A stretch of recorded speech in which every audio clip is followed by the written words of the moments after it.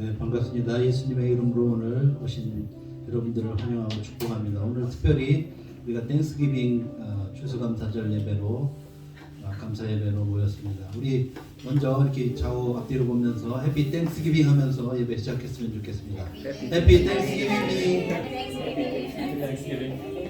혹시 너무 많이 드셔가지고 불편하신 분들은 서서 찬양을 해도 되겠습니다. 올해 한 해도 정말 어렵고 힘든 가운데서도 이렇게 건강하게 함께 모여서 예배를 드릴 수 있도록 허락하신 하나님께 너무 감사드리고 또 이 기쁨을 모두 함께 모여서 나눌 수 있어서 너무 좋습니다. 오늘 특별히 이 앞에 펼쳐놓은 이 과일 이런 것처럼 우리에게 풍성한 것으로 채워주시고 먹이시고 입히신 하나님께 오늘 감사하는 마음으로 예배 드렸으면 좋겠습니다. 우리 넓은 들의 이근복식 이 찬양으로 주님 앞에 감사하고 나가겠습니다.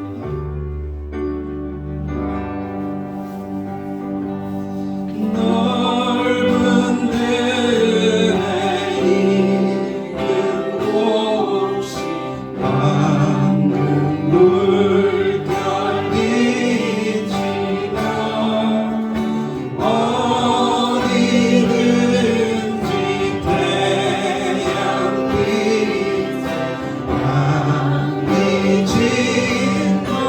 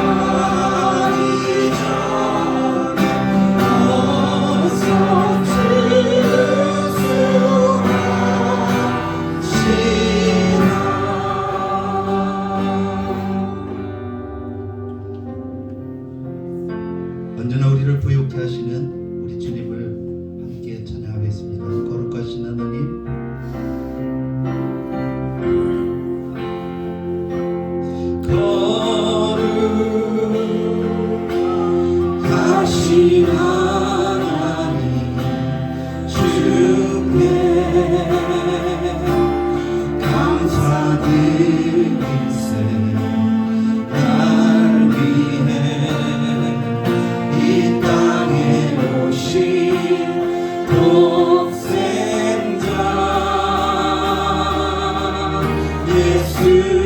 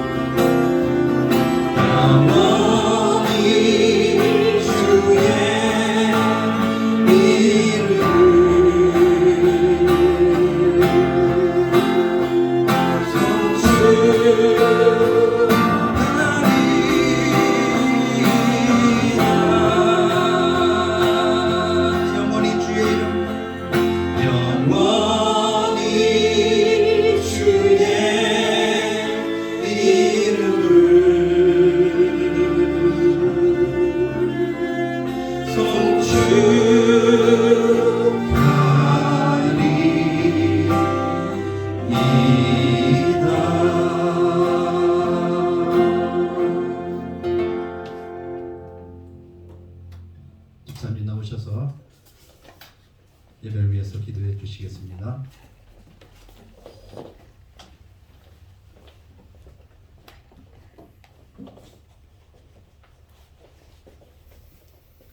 다 같이 기도드리겠습니다. 사랑과 은혜가 풍성하신 하나님, 오늘도 크신 하나님의 사랑에 힘입어 나아싸우니 거룩한 예배로 저희를 인도하여 주시고 온전히 하나님께서 경배받으시는 참된 예배가 되기를 간절히 기도합니다. 오늘 또한 가을을 맞이하여 추수감사주일로 섬깁니다. 한 해를 돌아보면 하나님의 정말 세심한 손길로 항상 저희와 함께 하셨음을 저희가 기억하며 하나님께 무한한 감사를 드립니다. 영육간의 풍성한 추수를 거두게 하시고 더욱더 감사함으로 주님께 나아가는 저희들이 되게 하여 주시옵소서. 오산나 교회를 세워주시고 또한 귀한 하나님의 말씀을 알게 깨우쳐 가르치게 하시며 또 그 좋은 결실을 이 추수감사주일을 맞이하여 또 보게 하시고 또 교회의 비전을 세우게 하심을 더욱더 감사드립니다. 우리의 삶의 모습이 더욱 하나님께 감사하게 하여 주시고 하나님의 높고 높으신 깊은 뜻을 저희들이 깨달아 저희 삶 속에서 적용되는 귀한 삶이 될 수 있도록 인도하여 주시옵소서. 오늘도 귀한 하나님의 말씀을 전하시는 목사님께 하나님의 귀한 능력과 사랑과 은혜를 더욱 부어주시고 항상 영육간의 강건함으로 하나님의 말씀을 대언하게 하여 주시옵소서. 오늘도 풍성한 가을 추수감사주일의 성찬식을 통하여서 저희들이 더욱더 예수 그리스도의 사랑을 경험하며 영적으로 깨닫는 귀한 시간 되게 하여 주시옵소서. 예배의 시종을 주님께 의지하옵고 오늘도 살아계셔서 역사하시는 예수 그리스도 이름 받들어 기도드렸사옵나이다. 아멘.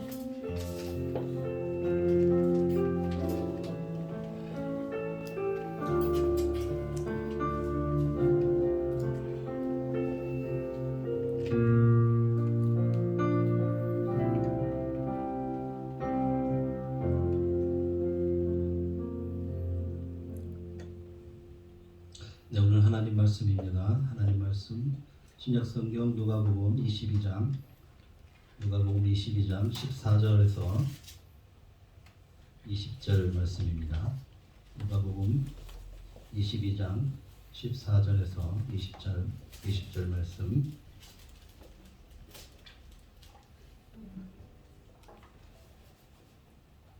다 같이 함께 읽겠습니다. 시작. 때가 이르매 예수께서 사도들과 함께 앉으사 이르시되 내가 고난을 받기 전에 너희와 함께 이 유월절 먹기를 원하고 원하였노라. 내가 너희에게 이르노니 이 유월절이 하나님의 나라에서 이루기까지 다시 먹지 아니하리라 하시고 이에 잔을 받으사 감사 기도하시고 이르시되 이것을 갖다가 너희끼리 나누라. 내가 너희에게 이르노니 내가 이제부터 하나님의 나라가 임할 때까지 포도나무에서 난 것을 다시 마시지 아니하리라 하시고 또 떡을 가져 감사 기도하시고 떼어 그들에게 주시며 이르시되 이것은 너희를 위하여 주는 내 몸이라. 너희가 이를 기념하라 하시고 저녁 먹은 후에 잔도 그와 같이 하여 이르시되 이 잔은 내 피로 세우는 새 언약이니 곧 너희를 위하여 붓는 것이라. 아멘. 자, 오늘은 저희들이 추수감사주일 예배로 드립니다.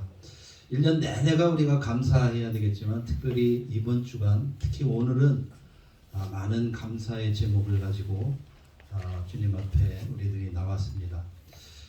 올해 여러분들에게는 어떤 감사의 제목이 있으신가요? 뭐 다 다르겠죠.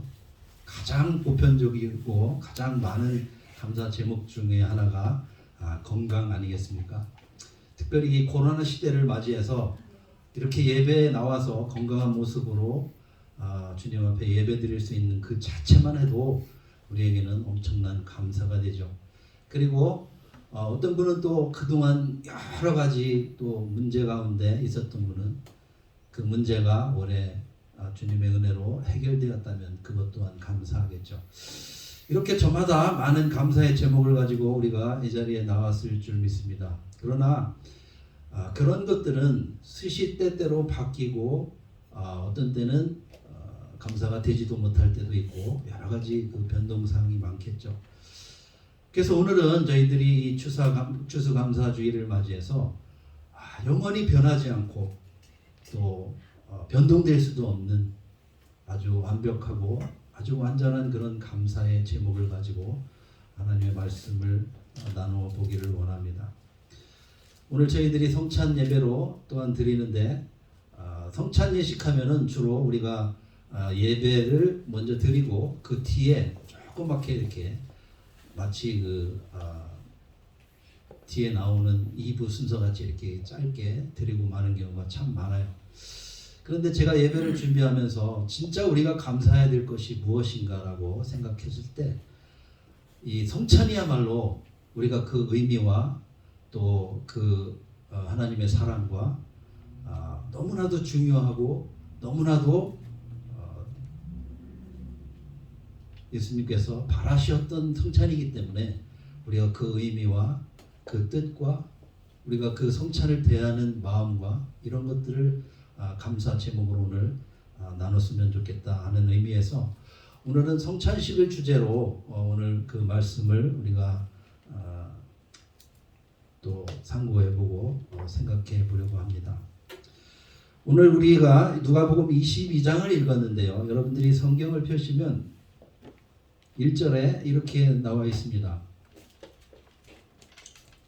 누가복음 22장은 우리가 지금 14장서부터 읽었잖아요. 14절부터 읽었잖아요.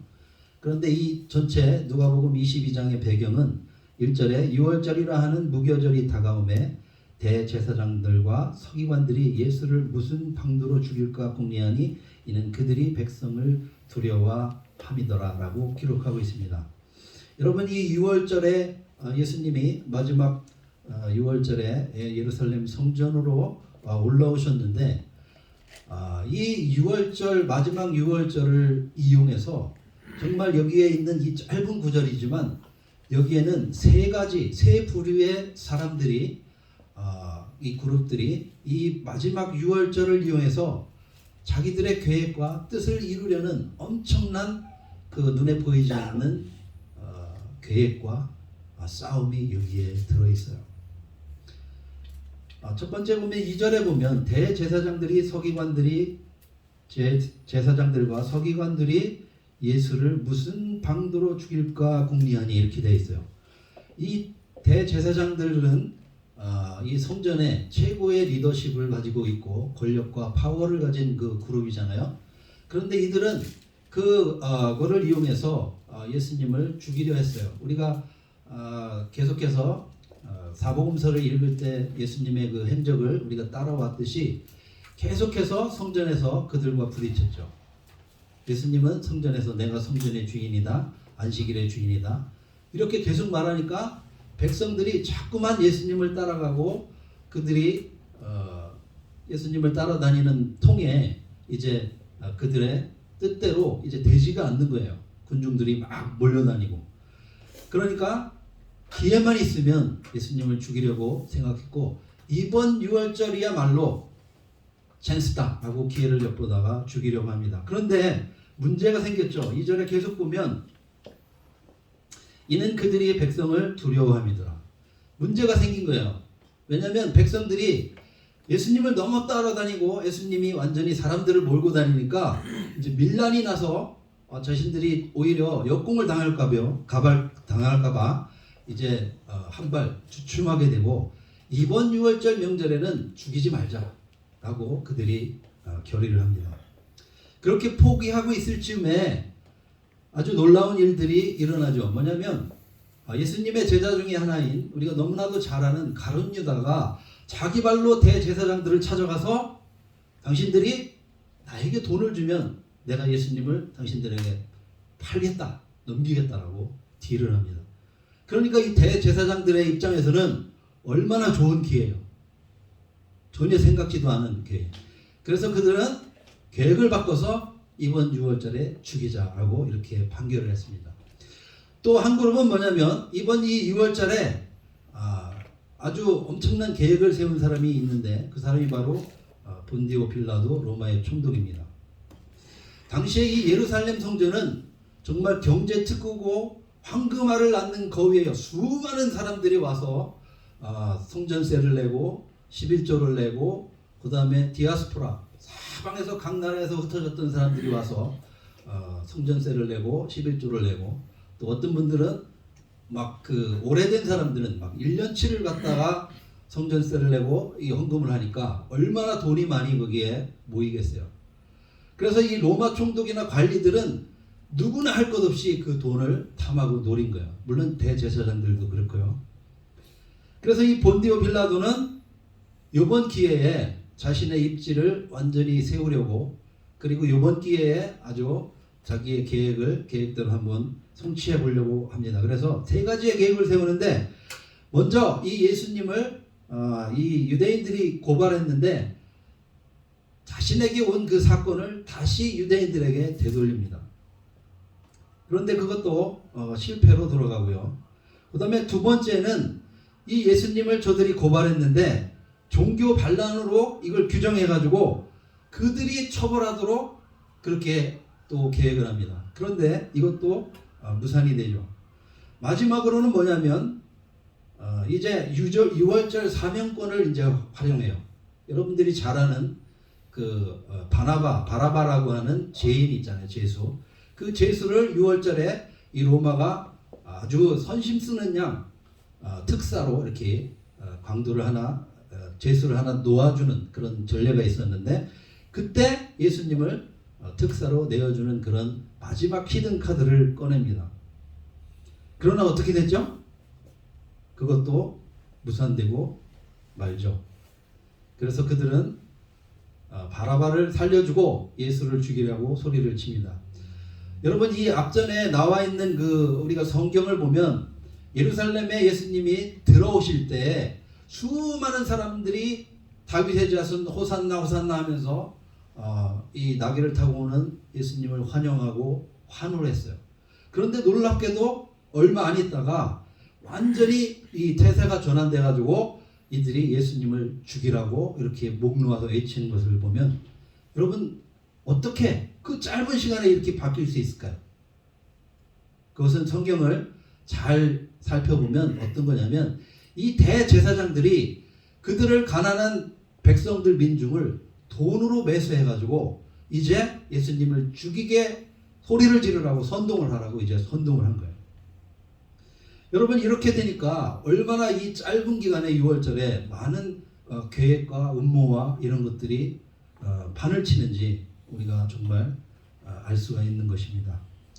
마지막으로 예수님은 그러면 이 마지막 6월절에 어떤 계획을 세우셨을까요? 마태복음 26장 2절을 보면 이 마지막 6월절에 예수님은 계획을 세우셨는데 마태복음 26장 2절에는 너희가 아는 바와 같이 이틀이 지나면 6월절이라 인자가 십자가에 못 박히기 위하여 팔리리라 라고 기록하고 있습니다. 그러니까 예수님의 6월절의 계획은 뭐예요? 그들에게 팔리는 거예요. 그럼 어떤 방법으로 예수님이 팔리죠? 가룟 유다에 의해서 은 30에 누구에게 팔리죠? 대제사장들, 유대인들에게 팔리는 이런 일들이 일어납니다. 그래서 이 본디오 빌라도는 이 골치 아픈 일을 어떻게 해결하느냐면 저들에게 내어줍니다. 왜냐하면 밀란이 날까봐. 그리고 저들의 요구가 너무나 강하니까 이제 십자가에 못 박게 내어주는데 그 대신에 자기는 책임을 면하려고 나는 이 일과 상관없다 하면서 손을 씻고 너희들이 알아서 하라고 예수님을 내어줍니다. 그 결과 예수님은 우리가 잘 아는 대로 십자가에서 못 박혀서 우리를 위해서 죽으시게 되는 일이 벌어집니다. 자, 여러분 이렇게 되면 이 세 그룹 중에 대제사장 그룹, 그 다음에 본디오 빌라도, 그 다음에 예수님 이 가운데 누가 승리했을까요? 이제 예수님은 십자가에 못 박혀 죽었습니다. 대제사장이 승리했을까요? 아니면 빌라도가 승리했을까요? 예수님을 십자가에 못 박혀 죽게 한 그들은 자신들이 너무나 그 완벽하고 너무나 치밀한 작전에 의해서 지혜에 의해서 골칫거리였던 그 예수님을 십자가에서 못 박아 죽였다고 우쭐해했고 또 자랑했을지도 모릅니다. 그리고 빌라도는 비록 힘들기는 했지만 자신의 책임을 모면하고 유대인들이 원해서 할 수 없이 내가 내어주었다라고 하면서 이 사건은 나와 무관하다고 손을 씻으면서 자신의 지략이나 꾀나 지혜를 자랑했을 것입니다. 여러분, 그러나 사실은 이 십자가의 죽음은 1500년 동안 이어온 유월절 어린 양의 제사를 끝내고 우리가 잘 아는 출애굽 사건이죠. 끝내고 오늘 이 치러지는 이 예식은 마지막 유월절인 동시에 예수님이 계획하신 첫 번째 성찬식이 되는 것입니다. 이 첫 번째 성찬식을 통해서 새로운 언약으로 인해서 이제는 영원한 구원의 길을 열어놓는데 이들은 자신도 모르는 가운데 쓰임을 받게 됩니다. 여러분, 그렇다면 이 셋 중에 누가 진정한 승자이겠습니까? 예수님이죠. 예수님이 이런 저들의 치밀한 전략을 깨고 결국은 십자가에 못 박아 죽어서 돌아가심으로 이 구원의 길을 활짝 열어놓게 되는 것입니다. 여러분, 그 결과 우리가 예수님을 통해서 구원의 놀라운 이 은혜, 구원의 놀라운 소식과 또 놀라운 사랑의 자리로 우리가 나갈 수 있게 되는 거죠. 여러분, 우리가 오늘 많은 감사 제목을 가지고 이 땅에 나왔을지라도 각자 상황과 형편은 다 다르겠죠. 그러나 그 예수님이 나의 죄와 나의 생명과 나의 모든 것을 책임지시고 그 다음에 죄와 사망의 권세를 깨뜨리고 이기고 승리하게 하신 이 십자가의 놀라운 그 사건, 이 은혜, 그것만큼 감사하고 기쁜 일이 어디에 있겠습니까?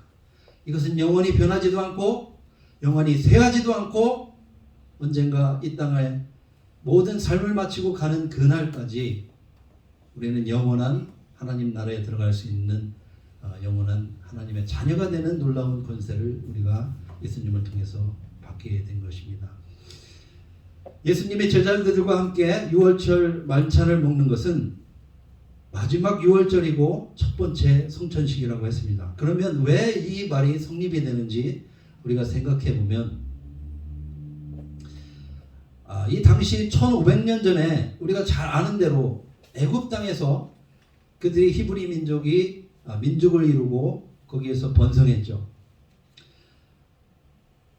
그랬는데 거기에서 이제 그들이 번성하고 번창하니까 이 애굽 사람들이 바로 왕이 위기의식을 느낀 나머지 저들을 종으로 삼아서 이제 핍박을 하고 이렇게 되는 것이죠. 그런데 이제 많은 그 10번에 걸쳐서 하느님의 그 말씀을 전하면서 바로에게 그들이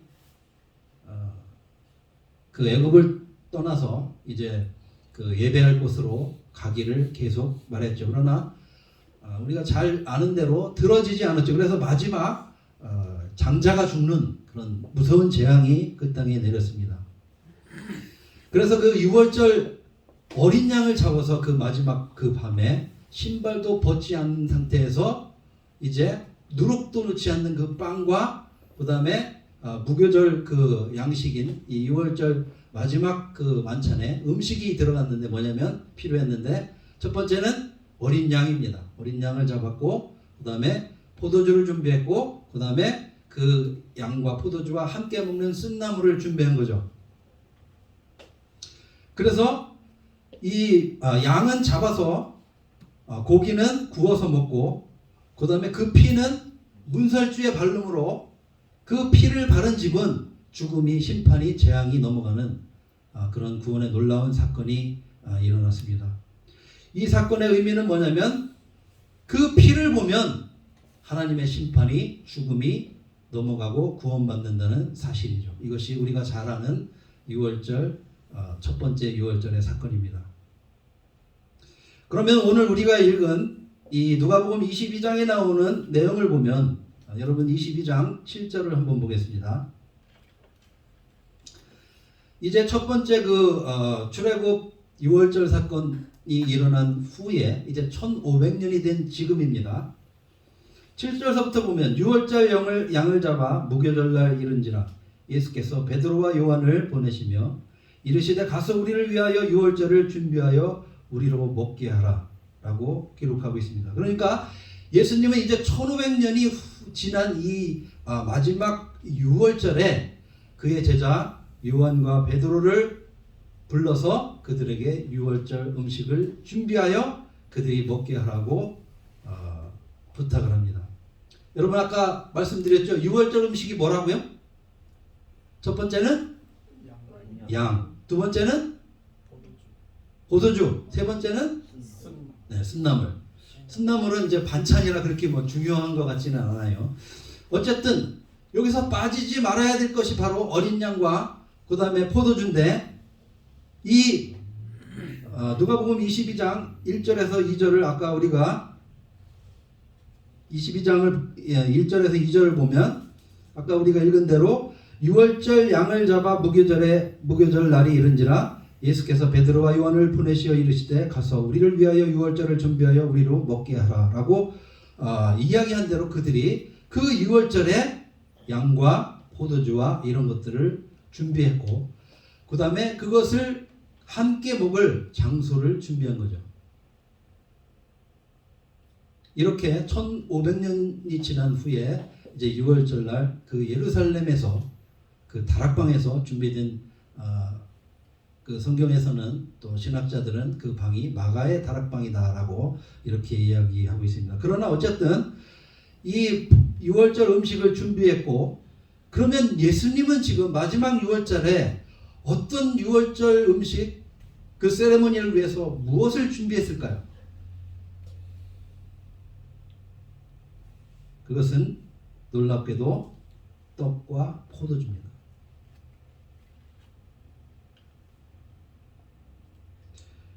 아, 22장 17절을 보면 18절, 19절부터 보겠습니다. 또 먹을 것을 가져 감사 기도하고 떼어 그들에게 주시며 이르시되 이것은 너희를 위하여 주는 내 몸이라 너희가 이를 행하여 나를 기념하라 하시고 예수님이 준비한 것은 6월절 음식 만찬을 하기 위해서 준비한 것은 떡과 포도주였습니다.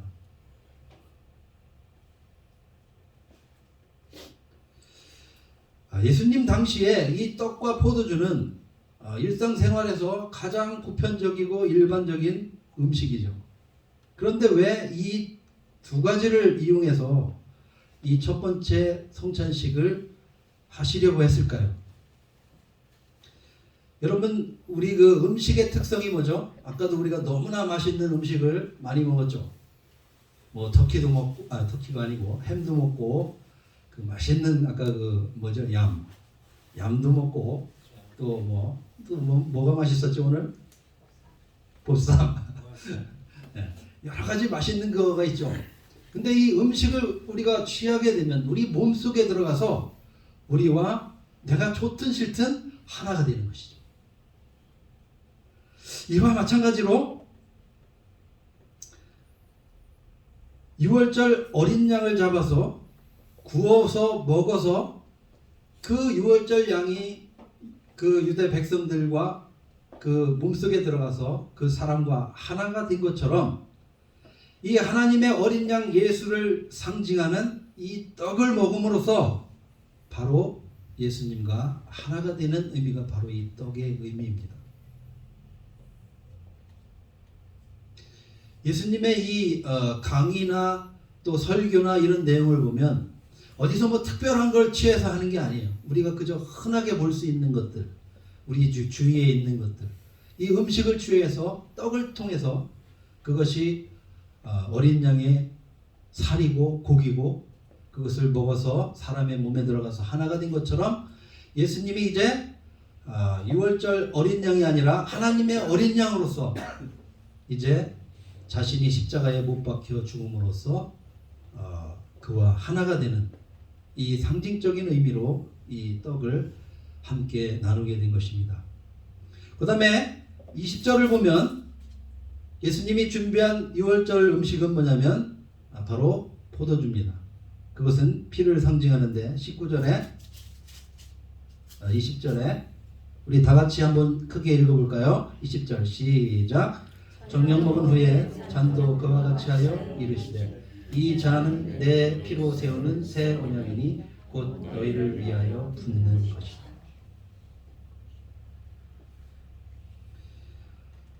예수님은 제자들에게 잔을 주시면서 이것은 내 피로 세우는 언약이라고 하십니다. 그 1500년 전에 그 6월절 어린 양은 아까 그 피를 어떻게 했어요? 문설주에 발랐어요. 근데 이제는 그 피를 상징하는 포도주를 이제는 어떻게 해요? 마시는 거예요. 예수님이 이것을 통해서 십자가에서 흘리는 피로 세운 언약, 새로운 약속, 이것을 말해주며 상징하는 것입니다. 그래서 이 떡과 포도주는 굉장한 의미를 가지고 예수님이 아까 우리가 읽은 내용처럼 이 만찬을 들기를 제자들과 유월절 먹기를 원하셨다는 거예요. 여기에는 정말 엄청난 하나님의 섭리와 하나님의 사랑이 여기에 녹아있는 거예요. 적어도 첫 유월절에 그 양을 잡아서 그렇게 긴박한 순간에 그 애굽 땅을 떠나서 자유의 땅으로 하나님의 나라로 옮겨지는 그 숨막히는 과정이 거기에 있었다면 이제 1500년이 지난 후에 예수님은 그 유월절 매일 양을 잡아서 죽여야 됐고 또 때마다 시간마다 장소와 재물과 여러 가지 규약이 따르었던 그 한계에 부딪힐 수밖에 없었던 그 유월절 어린 양을 이제는 더 이상 잡지 않아도 되는 마지막 유월절을 이때 맞이하시며 또한 이제는 예수님이 첫 번째 송찬식을 이제 하고 계시는 것입니다. 여러분 출애굽 때 모세는 백성을 이끌고 나와서 백성들과 언약을 맺게 되죠. 그런데 그 언약 약속을 맺을 때 어떻게 했냐면 송아지와 염소와 양을 잡아서 그들 백성들 세마포 옷과 백성들에게 뿌리고 이는 하나님께서 너희에게 명하신 언약의 피라고 말씀하셨습니다. 여러분 피는 생명을 뜻합니다. 그래서 피는 피로 생명은 생명으로 갚는 이 원리에 의해서 피 없이는 죄를 사할 수 없는 것처럼 예수님의 피로 말미암아 죄가 사해지는 것이 바로 이 첫 번째 성찬의 의미입니다. 그리고 이것을 상징하는 것이 십자가에서 흘린 보혈의 피를 상징하는 것이 바로 이 그들이 지금 들고 있는 포도주가 되는 것입니다.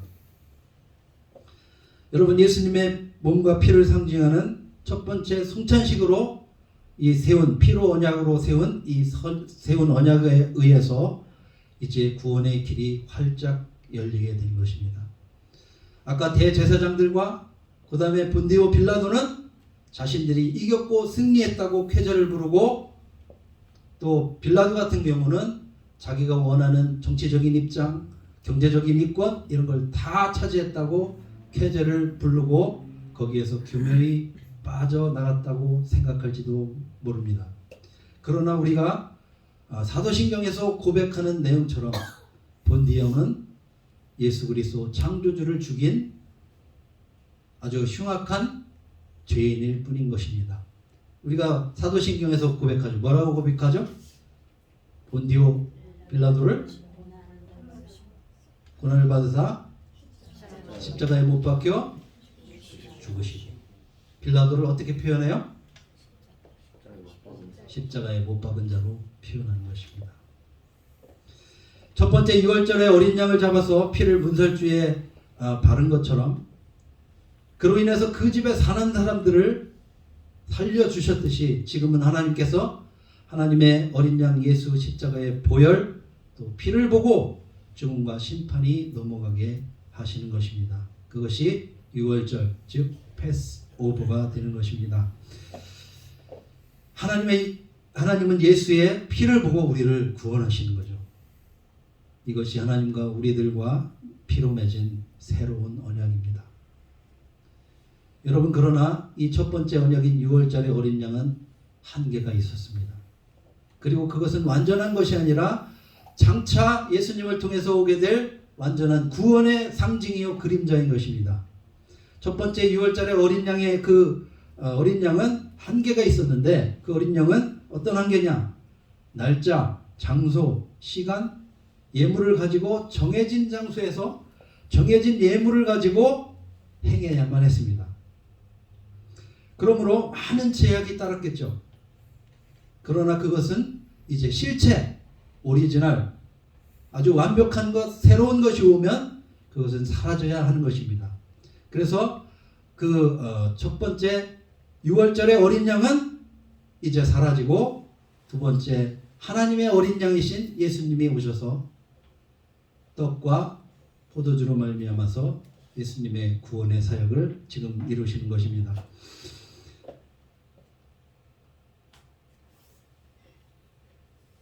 첫 번째 6월절에 그 어린 양으로 구원의 놀라운 장차 오게 될 구원의 내용들을 보여주셨다면 이제는 예수님께서 제자들과 행하시는 이 첫 번째 성찬식을 통해서 그 떡과 포도주를 통해서 그 형식을 가지고 예수님의 죽으심을 기념하고 구원에 대한 감격과 기쁨으로 축제에 참여하게 되는 것입니다. 여러분 한번 생각해 보십시오. 그 6월절 날 정말 긴박한 상황에서 양을 죽여서 피를 바르고 정말 신발도 벗지 못한 채 긴박한 순간에 그것을 탈출했던 그들은 정말 두려움에 떨었을 것이고 그들은 그러나 그것이 무슨 의미인지 잘 알지 못했어요. 우리는 이제 하나님의 계시가 다 드러났기 때문에 알 수 있었지만 그들의 입장에서 보면 무슨 내용인지도 모르고 그저 그 모세의 인도함에 의해서 따라갔을 거예요. 그래서 첫 번째 그 6월절 어린 양의 사건은 굉장히 두렵고 떨리는 내용인 거예요. 죽을 수도 있는. 그러나 지금 예수님이 제자들과 행하는 이 어린 양의 하나님의 어린 양의 이 잔치 떡과 피의 이 성찬은 우리로 하여금 기쁨과 소망을 갖게 하는 내용이에요. 여러분 우리가 조금 있으면 이제 성찬식을 이제 행할 것인데 여러분이 그런 마음으로 이 성찬을 대했으면 좋겠어요.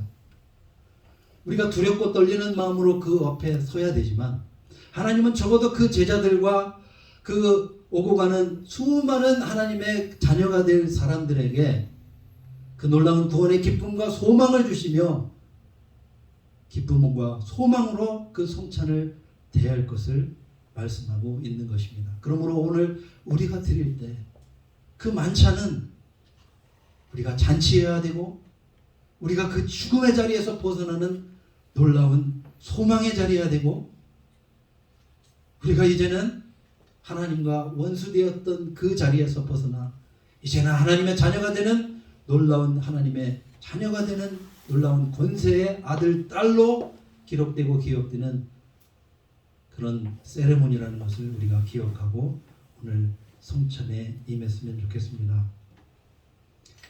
그럼 이제 마지막으로 예수님의 살과 피를 상징하는 떡과 잔을 받은 우리는 이제 어떻게 이 땅을 살아가면 좋을까요? 요한복음에서 요한은 이렇게 말합니다. 내가 너희 안에 거하겠다고. 예수님이 이제는 부활 승천하셨지만 성령님을 통해서 다시 오겠다는 약속을 하시고 우리가 계속해서 배우고 있는 이 사도행전의 약속을 통해서 예수님은 성령을 보내셔서 우리와 함께 계시는 것입니다. 이 똑같은 내용을 성령님이 우리 안에 거한다는 이 똑같은 내용을 사도 바울은 갈라디아서 2장 30절에 이렇게 다르게 표현하고 있습니다. 내가 그리스도와 함께 십자가에 못 박혔나니 그런즉 이제는 내가 사는 것이 아니라 오직 내 안에 그리스도께서 사는 것이라고 고백하고 있습니다. 이 말을 다시 말하면 이제는 성령님이 구원받은 신자들 안에서 내 안에서 살고 나와 함께 하신다는 내용입니다. 여러분 이 땅에 이 코로나가 지나고 많은 사람들이 이제 보면 교회에 복구하는 것을 꺼려하고 두려워하고 수많은 사람들이 그저 온라인 예배를 드리고 나름대로의 그 각자 도생이라고 그러죠. 나름대로의 예배를 드리고 있습니다.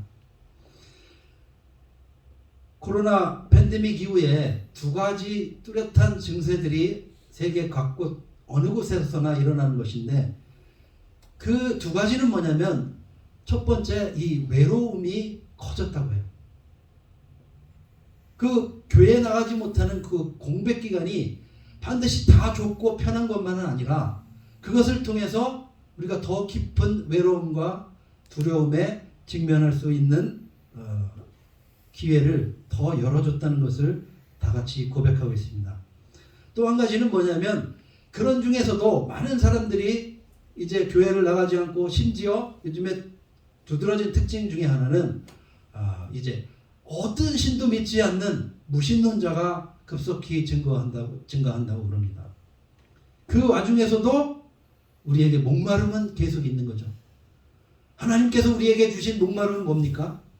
영원한 본향, 우리가 있던 그곳, 우리가 돌아가야 할 그곳, 하나님의 계시는 그 하나님 나라, 천국을 소망하는 것이고 우리는 그것을 갈망하는 것이죠. 그래서 하나님을 만나고 하나님과 더 깊은 교제를 하고 하나님을 만나고 싶은 그 영적인 갈망과 체험들을, 목마름들을 세계 곳곳에서 다 하나같이 갈망하고 있다고 합니다. 여러분, 이제 2022년 한 해가 다 저물어가고 있습니다. 우리가 감사할 제목도 많고 또 우리가 오늘 공부한 대로 하나님의 말씀을 본 대로 이 성찬식은 마지막 6월절 인동식의 첫 번째 성찬 예식을 통해서 우리는 새롭고 영원한 소망의 그 복음의 길, 생명의 길이 열렸는데 우리는 이제 어떻게 이 땅을 살아갈까요? 우리가 두 가지만 기억하고 새해를 맞이하고 또 이 한 해를 마무리했으면 좋겠습니다. 첫 번째는 복음입니다. 여러분이 우리가 읽은 이 내용에 보면 하나님 말씀을 다시 좀 살펴보기를 원합니다. 22장, 누가복음 22장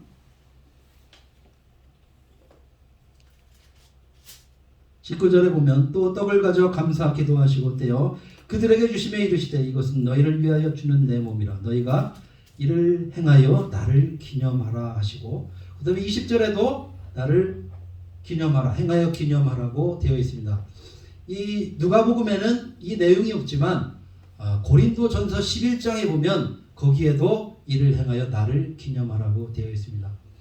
우리가 반드시 잊어먹지 말아야 될 것은 시대는 변하고 여러 가지 상황은 변하지만 이 세상에서 변하지 않는 단 한 가지가 있는데 그것은 바로 복음입니다. 여기서 말하는 그 나를 기억하고 나를 전하라는 이 말은 거기에 예수님의 죽음이 있습니다. 죽음을 통한 구속이 있고 구원이 있고 생명이 있는 것입니다. 그래서 이 복음은 십자가의 이 구원의 놀라운 소식은 절대로 변할 수도 없고 더할 필요도 없고 뺄 수도 없는 가장 완벽한 것입니다. 시대가 아무리 변하고 아무리 어렵고 힘든다 할지라도 이 복음의 능력과 복음의 완전성은 절대로 변할 수가 없는 것입니다. 그러므로 우리는 이 복음에 대해서 충분히 알고 이해하고 깨닫고 우리가 느끼고 예수님과 함께 그 복음을 가지고 매일매일 기쁨으로 살아가야 될 것입니다. 그리고 문제는 뭐냐? 그 복음은 예나 지금이나 완전하고 더할 것도 없고 뺄 것도 없는데 이 시대의 아픔이 뭐냐? 이 시대에 우리가 반드시 넘어야 될 산이 뭐냐면 복음은 변함이 없고 그것으로 완전한데 우리는 이 시대에 소통하지 못한다는 거예요. 소통하지 못한다는 거. 젊은 세대는 우리 나이든 세대를 이해 못하고 우리는 또 젊은 세대를 이해하지 못하고 서로 그 갈등과 갈등 속에서 이 복음은 완전한데 이 복음을 어떻게 전하고 어떻게 받아들이고 어떻게 우리가 이것을 생명 있는 말씀으로 그래서 그것을 우리가 기억하고 전하고 해야 될 것인가에 대해서는 우리가 앞으로 고민하고 기도하고 함께 머리를 맞대서 생각해야 될 비전의 시작인 것입니다. 우리가 이제 그 일을 했으면 좋겠습니다. 이 기회가 이 복음의 능력과 그 완전성에 대한 것을 더 날카롭게, 더 완벽하게 그렇게 전해야 되지만 그 복음을 전하는 방법, 또 세대들 간의 그 갈등과 이런 아픔과 이런 소통은 우리가 앞으로 어떻게 이것을 이끌어 나가야 될지는 우리에게 주어진 하나님의 미션이고 그 다음에 우리에게 주어진 숙제인 줄 믿습니다. 원하기는 다음 2023년에는 저희들이 어떤 그 형식적인 이런 것들을 좀 탈피했으면 좋겠어요.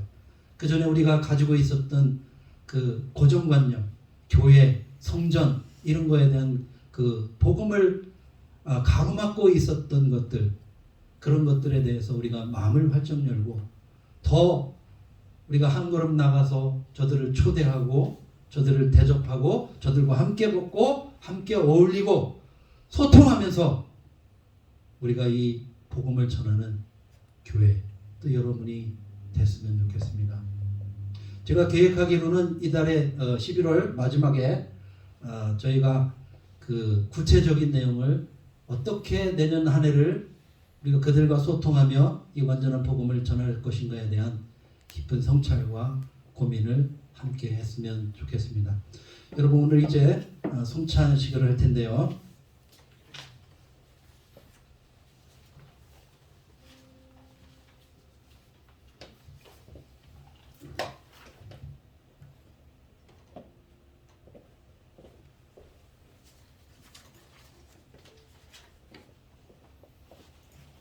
찬송가 232장 6월절 때가 이르러 이 찬양을 우리가 1절 부르고 나오셔서 여기에 있는 예수님의 피를 상징하는 포도주를 또 가지시고 그 다음에 예수님의 몸을 예수님의 살을 상징하는 이 떡을 가지고 들어가시겠습니다. 그래서 드시지 마시고 오늘 주신 이 말씀 마지막 6월절 만찬 그리고 첫 번째 성찬식이 된 이 최후의 만찬의 자리에 우리가 초대되었습니다. 오늘 주신 말씀을 잘 생각하면서 우리가 하나님의 말씀을 읽고 성찬을 하겠습니다. 6월절 때가 이르러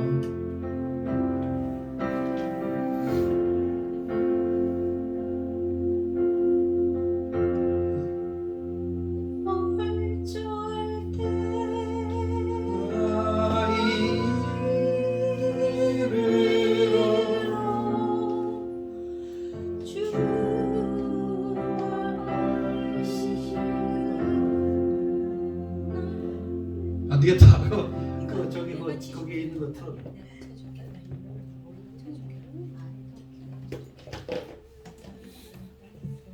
거기 있지. 6월절 때가 이르러.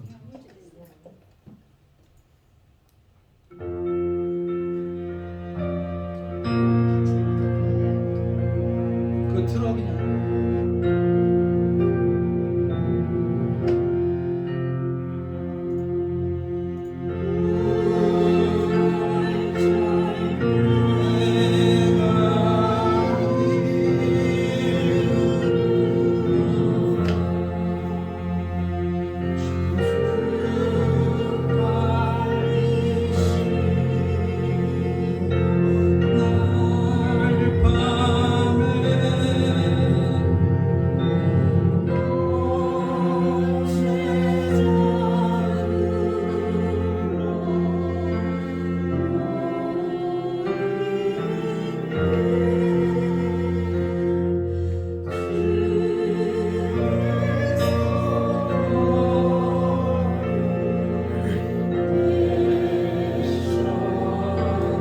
집사님 나오셔서 이 준비해 주시고 한 번씩 나오셔서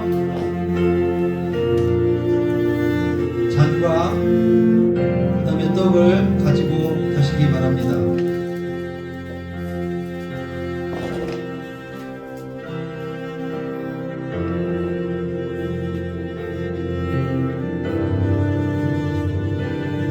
네, 한 번씩 나오셔서 가지고 가세요. 나오시고 네, 들고만 계시면.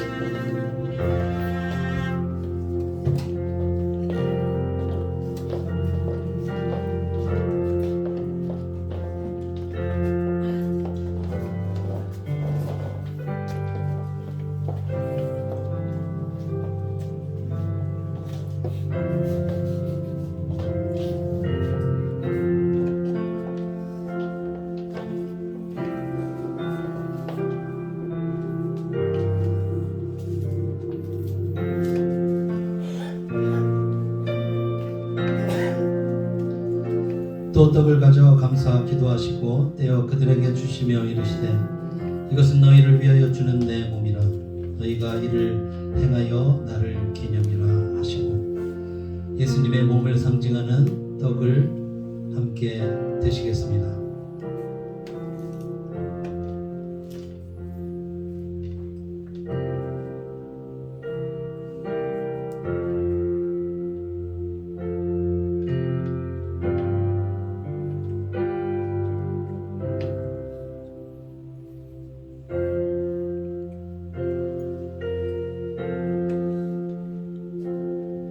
이제 나오셔서 잔을 가지고 가시기 바랍니다.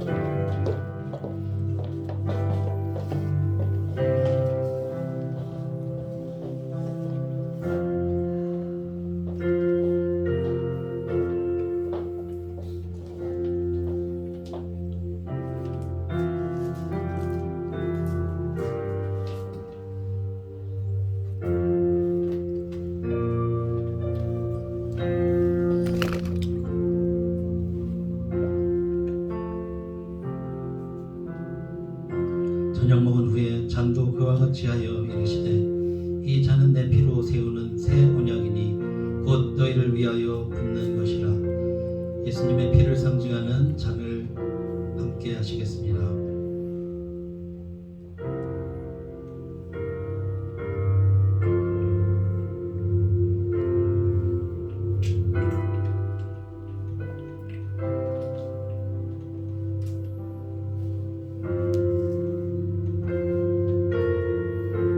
다 같이 기도하겠습니다. 하나님 아버지 감사합니다. 저희들에게 이렇게 놀라운 성찬에 저희를 초대해 주셔서 예수님의 몸과 예수님의 피를 함께 먹고 마심으로 말미암아 예수님과 함께 드는 이 놀라운 임마누엘의 축복을 주셔서 감사합니다. 이제는 내 안에 예수님이 계시고 내 안에 성령님이 계셔서 이 땅에 사는 날 동안 아니 하나님 나라에서 하나님 다시 보는 그때까지도 영원히 우리와 함께 하시는 이 놀라운 생명의 은혜를 알게 하시고 우리가 누리게 하시니 감사합니다. 이제는 결코 방황하지 않게 하시고 결코 이 세상의 것들을 동경하지 않게 하시며 오직 하나님 예수 그리스도의 복음만으로 충분하고 만족한 삶을 살아갈 수 있도록 인도하여 주시기를 간절히 원하옵고 바라옵나이다. 하나님 이 예수님의 죽음과 잔을 또 행하였사오니 하나님 이것을 기념하고 또 전하는 저희들 될 수 있도록 인도해 주시고 축복해 주옵소서. 감사를 드리옵고 우리 구주 예수 그리스도의 이름으로 기도드렸습니다. 아멘. 우리 마지막으로 다 같이 일어나셔서 당신은 영광의 왕 이 찬양 함께 부르시고 축도함으로 예배 마치도록 하겠습니다.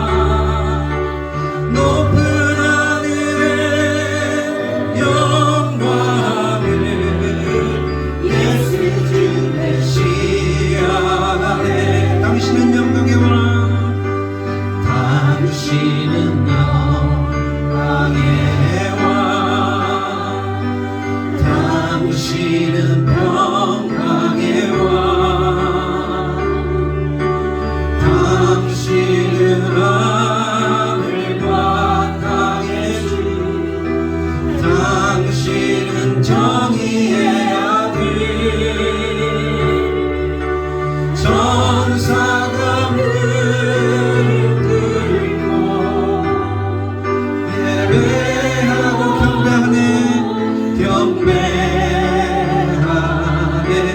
영원한 생명 말씀 당신은 예수 그리스도 주 호산나 호산나 다윗의 자손께 호산나 불러와 주의 왕 높은 하늘에 영광을 예수 주 메시아 호산나 다윗의 자손 호산나 다윗의 자손께 호산나 불러와 주의 왕 높은 하늘에 영광을 예수 주 메시아네 당신은 영광의 왕 당신은 평강의 왕 당신은 하늘과 땅의 주 당신은 정의의 아들 영원한 생명 말씀 당신은 예수 그리스도 주 하나님 아버지 감사합니다. 우리에게 이 놀라운 구원의 소식을 또 전해주기 위해서 1500년이라는 그 인고의 시간을 우리를 이끌시고 기다리시고 마침내 때가 참에 예수 그리스도를 통해서 떡과 잔을 상징하는 예수님의 피와 잔을 우리에게 마시게 함으로 말미암아 이제는 그를 기념함으로 날마다 함께 예수님과 함께하는 그런 삶을 살아갈 수 있도록 우리를 붙드시고 인도해 주신 주님을 찬양합니다. 오늘 이 영광스러운 자리에 이 잔치에 참여한 당신의 사랑하는 아들, 딸들을 평생 붙들어 주시고 하나님 함께 하셔서 예수님의 죽음과 부활과 재림의 놀라운 소식을 전하는 아버지의 증인들로 살아갈 수 있도록 인도하여 주시고 축복해 주옵소서. 이제는 우리 구주 예수 그리스도의 크신 은혜와 하나님 아버지의 놀라우신 사랑과 성령님의 감동감화 충만하심이 오늘 성찬을 대하고 이제는 하나님과 함께 영원히 함께 살며 하나님의 증인으로 살아가기를 간절히 원하는 주님의 사랑하는 백성과 교회와 또 가정과 생업과 모든 삶의 영역 가운데 이제로부터 영원히 함께하기를 예수님의 이름으로 간절히 축원하옵나이다. 아멘.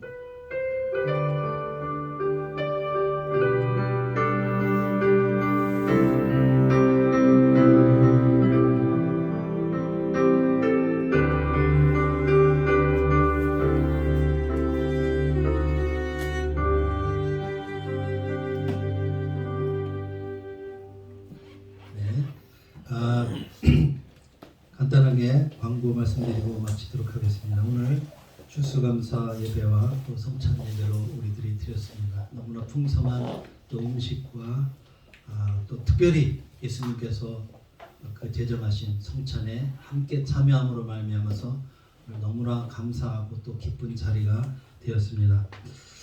내년도에 1월 달에 또 성찬식을 우리가 하면서 예수님이 명령하셨습니다. 계속 이것을 행하여 기념하라고 명령하셨습니다. 내년에는 더 자주 더 많이 이 성찬식을 하도록 하겠습니다. 그리고 내년 1월부터는 저희들이 새롭게 성경 공부 5성경이 읽어지는 구약부터 다시 차근차근 하겠습니다. 이미 끝난 분들은 다른 것을 이제 하고 새롭게 시작하시는 분들 이제 내년 한 해는 정말 하나님의 말씀을 직접 읽고 귀로만 들었던 그 하나님을 이제 내가 눈으로 마음으로 또 만나기를 원하시는 분들은 시간을 드리고 마음을 헌신하셔서 이 구약 읽기 창세기부터 시작되는 그 하나님의 놀라운 경륜과 또 은혜의 자리로 여러분들을 초대합니다. 우리 원하시는 분들은 미리 준비하시고 우리 김승희 전도사님께 신청해 주시면 감사하겠습니다. 그리고 이번 주에 목요일 날이 원래 땡스기빙이죠. 그때 저희들이 그 야외에서 조촐한 진짜 파티를 하려고 합니다. 여러분들 시간 되시는 분들은 같이 오셔서 함께 파티하시고 교제하시고 나누고, 내년 한 해는 저희들이 소통하는 의미에서 더 자주 나가고 더 같이 어울리고 더 많이 초대해서 이 복음을 나누고 생명을 나누는 그런 교회가 됐으면 좋겠습니다. 원하시는 분들은 우리 김은주 사모님에게 문의해 주시면 감사하겠습니다. 오늘 예배, 성찬 예배, 또 추수감사절 예배 모두 마쳤습니다. 감사합니다.